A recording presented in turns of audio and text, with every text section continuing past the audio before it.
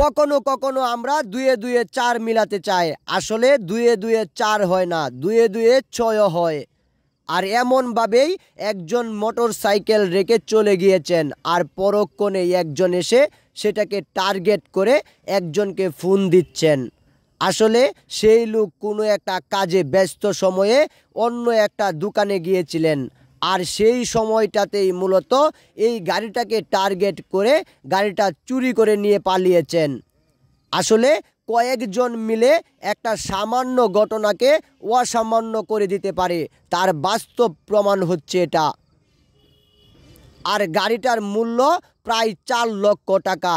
আর এই 4 লক্ষ টাকা সুজুকি বাইকটা একজন রেখে গিয়েছেন।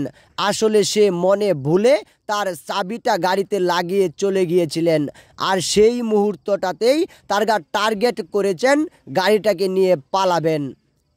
যেই কথা সেই কাজ, দোকানদার যখন গাড়িটাকে এবং তাদেরকে টার্গেট করছেন, ঠিক সেই মুহূর্তটাতেই তারা একটা বুদ্ধি বের করলো।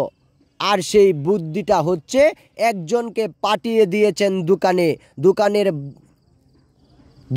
দোকানদারকে সে ব্যস্ততার ভিতরে রেখেছেন, আর এদিকে তারা গাড়ি নিয়ে উধাও হয়ে যাবেন সে চিন্তায় ব্যস্ত।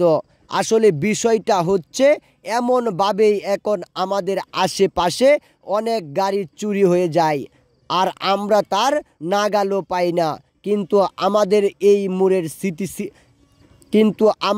এই মোড়ের সিসিটিভি ক্যামেরায় দেখা যাচ্ছে প্রকাশ্যে তারা গাড়ি চুরি নিয়ে বুদ্ধি আঁকছেন, আর সেই মুহূর্তটাতেই অনেক মানুষ তাদের দিকে তাকাচ্ছে, কিন্তু সেই লোকটাকে খেয়াল করেনি যে আসলে গাড়ি রেখে গিয়েছেন।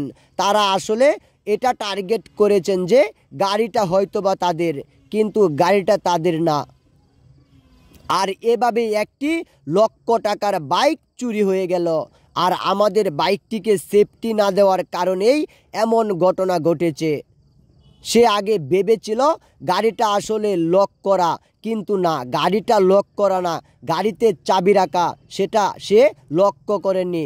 কিন্তু শেষের দিকে যখন দেখলো গাড়িতে চাবি রাখা, তখন তার বিষয়টা সহজ হয়ে গিয়েছে।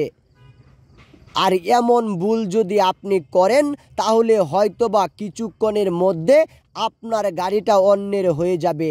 তাই আপনাকে বলবো সেফটি দিন, সেফটি আসলে আসল বিষয়। যদি সেটাও না পারেন, তাহলে জিপিএস ট্র্যাকার লাগিয়ে দিন, যাতে বাইকটা আপনি টার্গেট করে কোথায় আছে সেটা জানতে পারেন।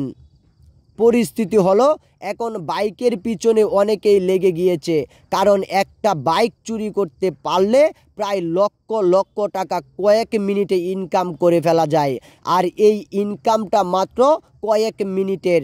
কিন্তু বিষয় হচ্ছে চুরে মানে না ধর্মের কাহিনী, আর এমনভাবেই এমন ঘটনা এখন আমাদের চোখের সামনে ঘটে, কিন্তু আমরা লক্ষ্য করি না, দেখি না। কিন্তু যেটা সিসিটিভি ক্যামেরায় ধরা পড়েছে সেটাকে আপনি কি বলবেন?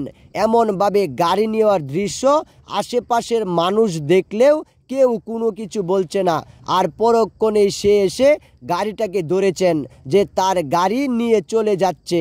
আসলে বিষয়টা হলো সে আসলে দূর থেকে পর্যবেক্ষণ করছিল, তার গাড়ির প্রতি একজন নজর দিয়েছেন, আর পরক্ষণে অন্য একটা গাড়িকে নিয়ে এসে সেই গাড়িটাকে তাড়া করতে ব্যস্ত।